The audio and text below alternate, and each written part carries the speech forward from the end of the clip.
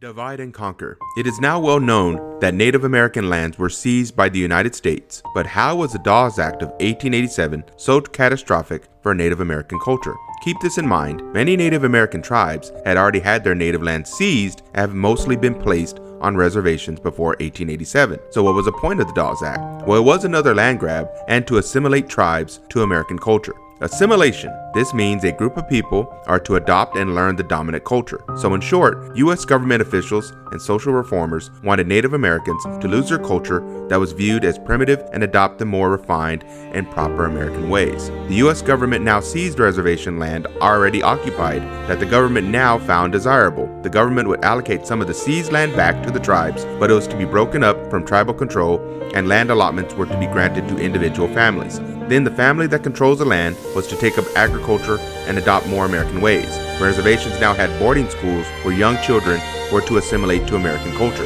If a tribe did actually agree with the Dawes Act terms, the tribe still lost the majority of their reservation land. Much of the land given back to them wasn't good for farming, and now individuals controlled the land that was once community property. Native Americans did not give land to individuals, as the people in the tribe worked together and the area was for everyone. Now with individual land that was supposed to go to each tribal member and each person under the Dawes Act is responsible for their own land, the community was now divided. Some refused to embrace the new lifestyle. If your tribe refused the arrangement, your reservation land was taken entirely and sold off to non-natives, aka Anglo-American settlers and companies. Others simply could not afford to keep up with farming. They weren't given much farming equipment and a lot of the land was terrible. Their culture and community was now broken, and the US government seized on it, which is exactly what they initially wanted, and they wanted to see the natives lose their culture and adopt American ways. Native Americans lost almost 90 million acres of reservation land.